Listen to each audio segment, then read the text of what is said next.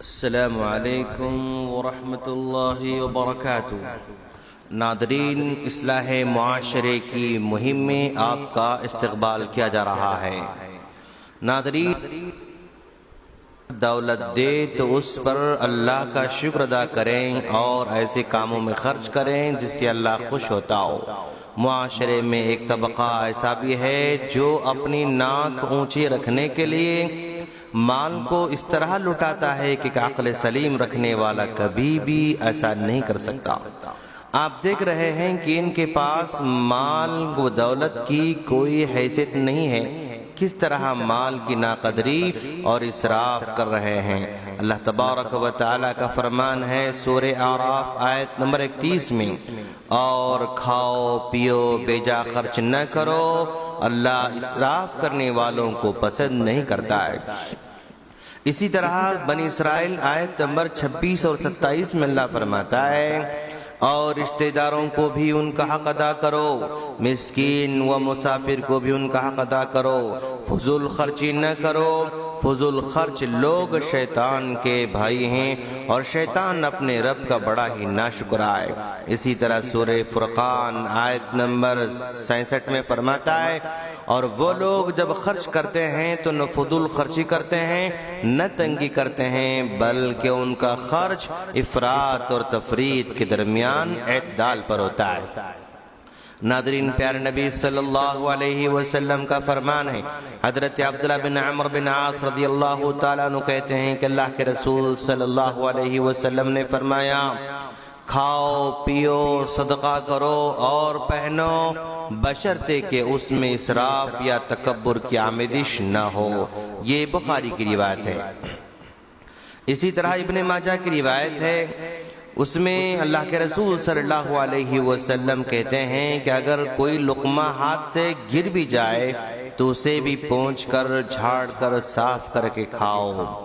اسی طرح حضرت عبداللہ بن عمر رضی اللہ تعالیٰ عنہ سے روایت کہتے ہیں کہ اللہ کے رسول صلی اللہ علیہ وسلم نے فرمایا، جس نے شہرت اور دکھاوے کا لباس پہنا، اللہ تعالیٰ اسے قیامت کے دن ذلت و رسوائی کا لباس پہنائے گا۔ یہ ابن ماجہ کی روایت ہے۔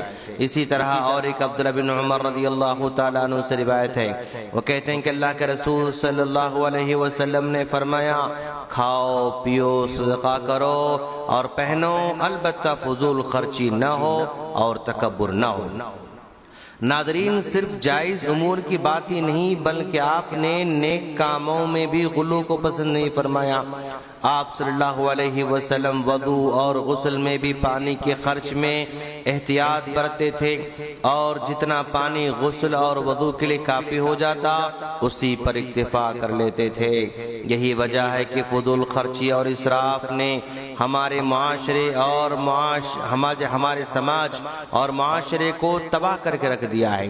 یہ لوگ دکھاوے میں جتنا مال لٹا رہے ہیں، کبھی ان سے کسی مدرسہ یا کسی مسجد یا کسی غریب کو تعاون کرنے کے لیے کہیں تو ان کا چہرہ بدل جائے گا، ٹال مٹول کریں گے، لیکن منکر میں کس قدر بے رحمی سے نوٹ اچھال رہے ہیں اور مسکین لوگ کس طرح ٹوٹ پڑ رہے ہیں۔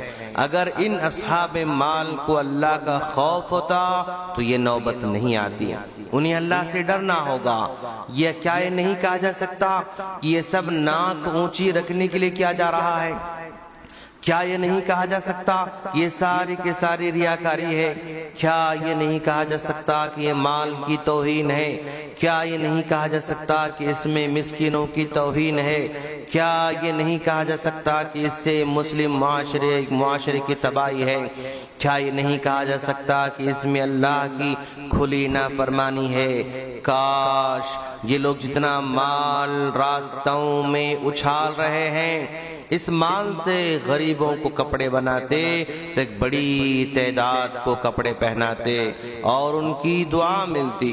قوم کے ہزاروں بچے اسکول کی فیس ادا نہیں کر سکتے ہیں، اگر ان کی فیس ادا کرتے تو بچوں کے ماں باپ کے دل کا بوجھ ہلکا ہو جاتا۔